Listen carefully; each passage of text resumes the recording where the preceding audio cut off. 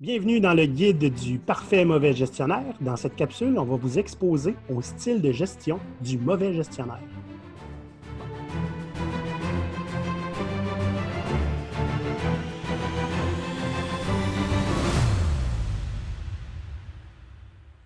Premier chapitre, Maurice, le style de gestion.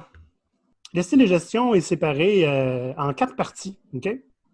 Puis c'est tous des conseils qui sont très, très, très judicieux. OK? Premièrement, battez le record de tolérance à l'intolérable. Alors, ça va comme suit. Quelque chose ne fonctionne pas. Vos employés se plaignent du comportement de l'un ou l'autre de vos sbires. Les gens sont en détresse psychologique. Le système de harcèlement et d'intimidation que vous avez mis en place n'est pas accepté à l'unanimité. La solution est simple. Ne faites rien. Tolérez cette situation le plus longtemps possible. Attendez qu'au moins un quart de votre équipe quitte pour virer ceux qui se plaignaient, s'il en reste. En agissant de la sorte, vous renforcez votre position d'autorité, tout en envoyant un message très clair que c'est vous le chef. Les situations difficiles, vous pourriez les régler, mais vous faites le choix de ne pas le faire. C'est la preuve que vous avez main mise sur la vie et l'avenir professionnel de vos employés dans cet ordre. Toi, Olivier, tu avais un bel exemple de ça. Hein? Quelqu'un qui avait demandé à un patron si je suis témoin de harcèlement dans l'entreprise, qu'est-ce que tu vas faire? Dans l'entreprise maternelle, si vous avez vu ma capsule de Piratise ta vie, qui s'appelle comme ça, il y avait effectivement quelqu'un qui était au courant qui avait eu du harcèlement. OK? Puis c'était sexuel dans ce cas-là. Il est allé demander au propriétaire de l'entreprise, qui n'était pas québécois, et, by the way, il avait ouvert l'entreprise au Québec parce qu'il savait que les syndicats étaient moins forts ici. OK? Il l'a dit, ça. Il a demandé au président si tu étais au courant qu'il y avait des histoires d'harcèlement sexuel, est-ce que tu interviendrais? Et le gars, devant toute la compagnie, a simplement dit non. Ça, c'est de l'orieux. Bon, au moins, il s'assume. Il s'assume entièrement, puis on savait pour qui on travaillait. Hein? Fait que, tout le monde est parti, ça explique cela.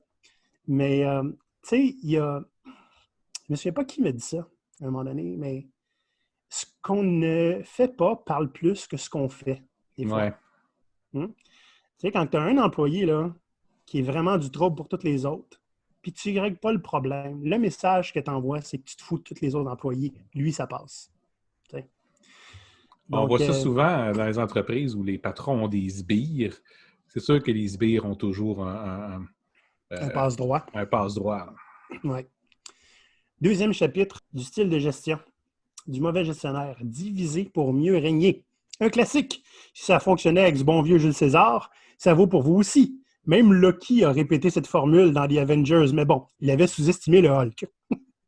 Si vous ne travaillez pas avec Hulk, ça va être simple.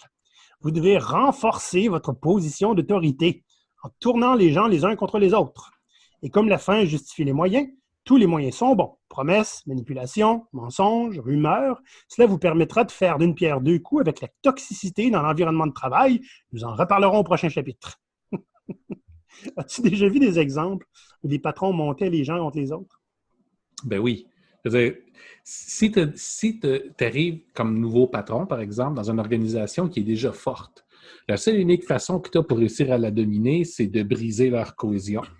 Donc, justement, rumeurs à l'interne ou à l'externe, traitement de faveur pour certains. Donc, Tu sais, l'entreprise maternelle, si tu viens de m'en faire sortir une live, là, c'est à l'époque où c'était pas très à mode encore d'avoir plusieurs écrans. Okay? Les écrans plats commençaient à sortir, là, je suis vieux. Puis, à un moment donné, le patron a envoyé un courriel à tout le monde pour expliquer des nouvelles. Voici les nouvelles. Moi, j'ai réagi immédiatement en disant « Écoute, merci d'envoyer ça, ça fait du bien d'avoir des nouvelles, on ne sait pas trop ce qui se passe. » Il sort de son bureau, il pointe le gars en TI, OK, puis il dit « Lui, donne-lui un nouvel écran. » Puis il rentre dans son bureau. C'est quoi ça? 5 minutes après que j'aille répondu. C'est exactement ce qu'il venait de créer, genre du favoritisme immédiat. Troisième chapitre. Mettez des balises immuables. Il s'agit ici de renforcer votre position d'autorité, Maurice, en imposant un cadre de travail qui soit absolument inflexible, pas d'exception. J'entends par là que tous ont un titre et une description de tâches qui ont été pensés spécifiquement pour pouvoir les contrôler. Les gens ont été embauchés pour faire un travail, un seul, et rien d'autre.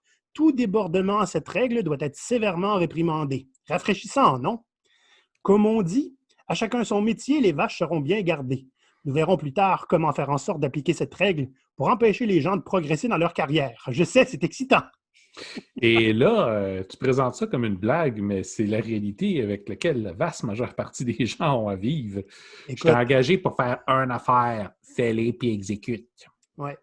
J'ai déjà donné un exemple. J'avais un ami qui voulait être Scrum Master comme moi à l'époque. Fait que je l'ai coaché. Il a eu sa formation et il y a eu 3 postes de Scrum Master ouverts dans sa face. Ils ne l'ont même pas considéré. Ils ont dit c'est pas pour ça que tu as appliqué. Hey, on t'a formé pour, mais c'est pas pour ça que tu as appliqué. Faudrait que tu t'en ailles et que tu viennes réappliquer. Écoute, j'ai travaillé dans une organisation où c'était régulier de dire aux gens, écoute, tu es juste trop bon à faire ce que tu fais, on ne peut pas se permettre de te perdre. Eh oui, mais le gars, c'était un des meilleurs développeurs qu'on avait. Fait que on préfère te perdre, mais pas en te donnant quelque chose. C'est parce qu'ils assument qu'ils ne te perdront pas. Ils assument qu'ils t'ont assez battu que tu ne penseras pas à aller ailleurs. Ouais. Le truc, là, quand tu es vraiment un mauvais gestionnaire, c'est pas juste de faire peur à tes gens, c'est de les briser tellement qu'ils arrêtent de croire qu'une alternative est possible. La réalité, c'est ça. Là. Quand tu entends tes gens commencer à dire ouais, c'est pas de même, ça marche la vie. Là. On n'est pas censé avoir du fun en travaillant. C'est pas censé être agréable. On n'est pas censé avoir ça. On est là pour travailler. On est là pour suivre les ordres. Ben, t'as gagné. Tes gens sont battus. Hein. Oui. Puis c'est de la violence, pure et dure. Oui. Dernière partie du premier chapitre. Ne jouez pas les adaptables. Ne faites surtout pas la gaffe de commencer à vous adapter à vos employés. Ce sont à eux de se plier au règlement. Remarquez l'utilisation du verbe plier. Je n'invente pas cela. Voyez la définition dans le dictionnaire. Règlement, non masculin. Prescription de l'ordre de la pensée ou de l'action qui s'impose à quelqu'un dans un cas donné. Lorsqu'il n'existe pas de règlement en particulier pour leur situation, c'est simple. Inventez-en un nouveau. Renforcez votre position d'autorité en affirmant traiter chacun de la même façon, mais traitez-les de différentes façons en fonction de votre avancement, du moment qu'il plie. Ça, Maurice, ça vient beaucoup de ma croyance personnelle, on s'entend. Il y en a qui disent il faut traiter tout le monde égal. Hein? Ça veut dire que peu importe le contexte, peu importe ce qu'ils vivent, la décision va être la même pour tous. Je ne crois pas beaucoup à ça. C'est parce qu'elle va toujours être la mauvaise. C'est ça. Et one size fits none. C'est pas plus juste comme ça. C'est juste plus épais. C'est ça. Moi, je suis beaucoup plus dans... Regarde, moi, l'équité pour moi, là, c'est de porter autant de considération à tout le monde. La considération égale. C'est pas tout le monde qui a besoin de la même solution que l'autre. T'sais?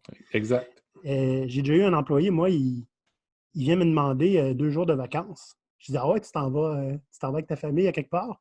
Il dit, non, man, je déménage. Man, prends pas des vacances pour ça. Prends 2 jours de maladie, là. Il dit, ah ouais, ben ouais. Puis tout d'un coup, il y a un autre qui m'arrive et qui me dit, hey, comment ça, lui, il a eu 2 jours de maladie de plus? As-tu déménagé, toi? Non, tu viendras voir, mec, tu déménages. C'est ça, là. Le gars a besoin de déménager. Tu ne prends pas des journées de vacances pour ça. Voyons donc. Tu es absent, c'est tout. Fait que je préférais qu'il prenne 2 jours personnels que 2 jours de vacances pour déménager. Honnêtement, les jours personnels, au moins, tu peux faire ce que tu veux avec, là.